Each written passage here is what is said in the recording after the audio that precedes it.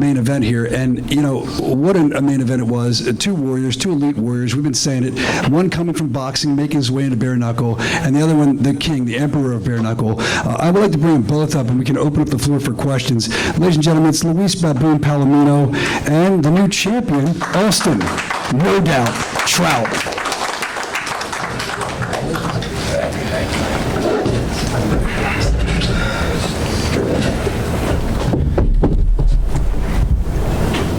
This is for Diego.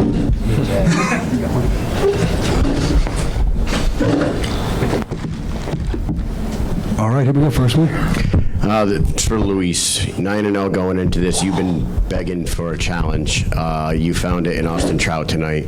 How did you feel about when the decision was being announced? Did you feel like you had enough to take the W tonight, or do you think? No, I didn't. I'm gonna be real with the game. Right? The game is how it is, right? I said since day one, my biggest enemy is not Mr. New Champion here or any of the other opponents that they might give me. We have to admit that I've fought the most undefeated fighters in BKFC history. Nobody has faced more undefeated fighters than I have. Go and look it up yourselves. And my biggest enemy is inactivity. That's my biggest enemy. I'm 43 years young, and not being active takes away your timing. I mean, the professional here will tell you that. He knows that. And I have I don't feel bad, man. I lost to a two-time former WBA world champion. So, he's the man tonight. He won the fight, clearly. And I believe a automatic rematch is in order.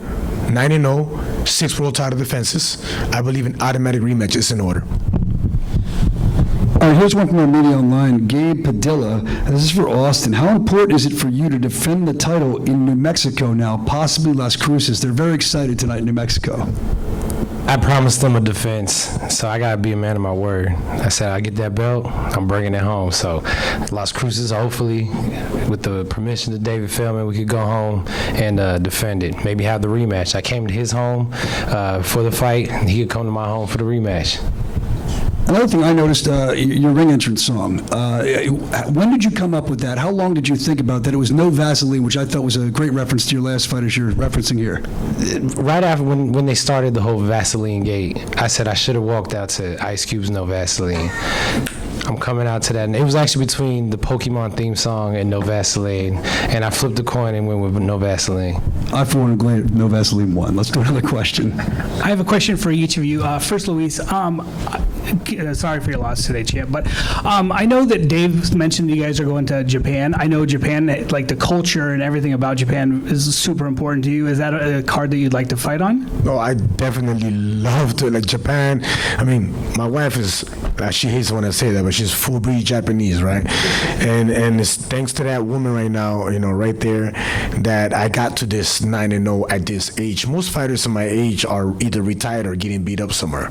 And that woman picked me up from scratch, from zero, from living in a gym, and made me the undefeated two-weight division world champion with 6 title defenses. So I would definitely love to fight in her country, in front of her family and her peoples. Luis, one more from our online meeting here. Gabe Padilla, again, has one for you. Looking back on the fight, is there anything that you felt that you could have done differently, like a flashpoint in the fight? Many things. Like I could have been myself, more aggressive, more active. I could have been the initiator. I could have been on top of him. I could have done what I started doing in the last round a lot early. But like I'm telling you, man, it's not excuses, it's facts. When you stay 7 months out of the square circle, out of the ring, out of the cage, out of any combat sports, you lose timing. It's very important. I said it. Inactivity is my worst enemy, not anybody else. I cannot be sitting around for 7 months, man. That to me is what cost me this loss, more than my skill or anything else. Austin, you have a little Vaseline on your neck. So when we talked, you said there's a difference between world boxing champs and guys in the BKFC. Like, do you feel like tonight just kind of exposed that? When I said that there's a difference, it's because it's a different fight. It's a different game. I'm good at boxing, but I had to get good at bare knuckle, if that makes sense. And I mean, this is my second fight I feel like I'm only going to get better. You know, there's things that I've been working on from the first fight that I'm getting better at. The clinch, you know, the neutralizing the clinch. Now I need to learn how to be more effective in the clinch. So I'm just going to get better. I'm just learning this art, you know. Austin, you put your name in the record books tonight, the first world champion boxer, now bare knuckle champion. You said you were going to do it.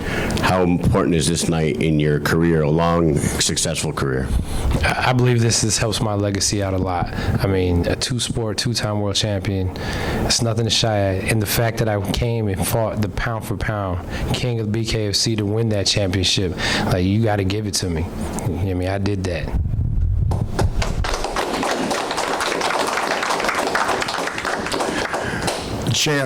Chad Burbank with Circle of Kings. This question, of course, for Austin.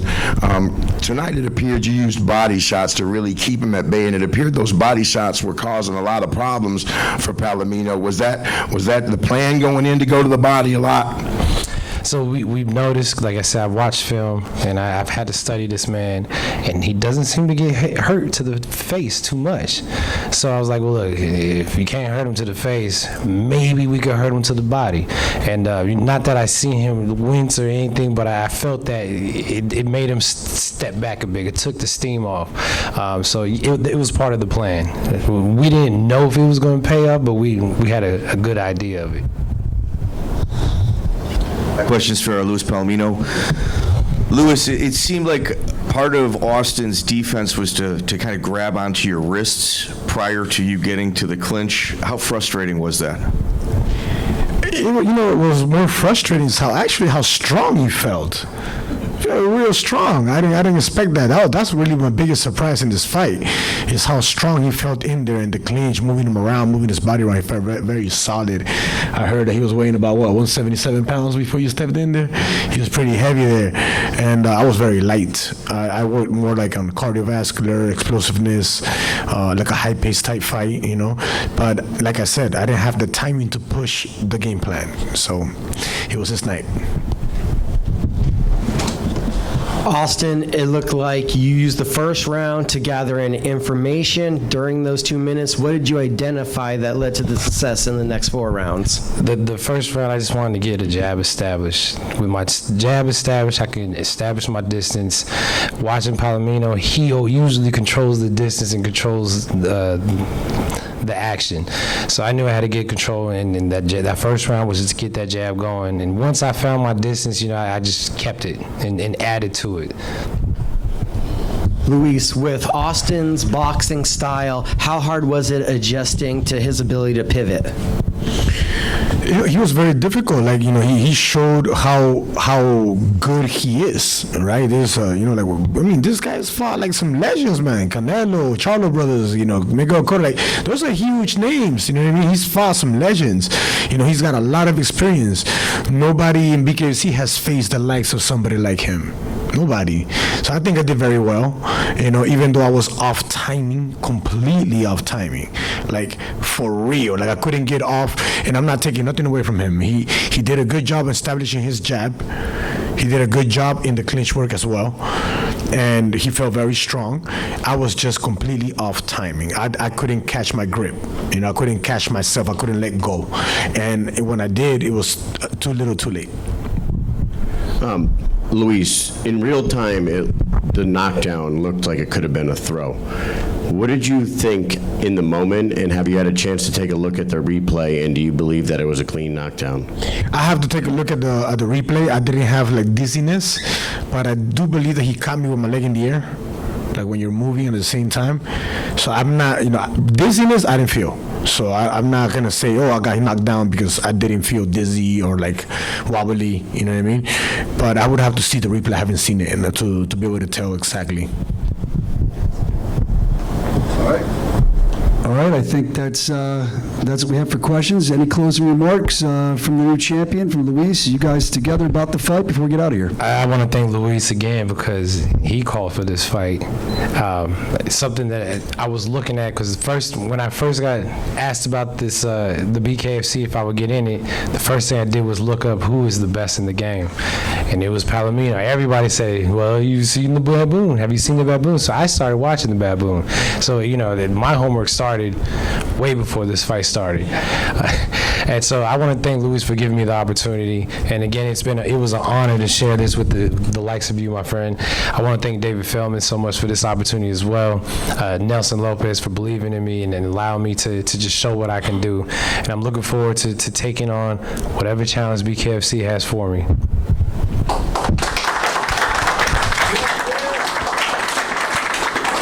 I'd like to also thank the champ right here, the new champ. He's well-deserved.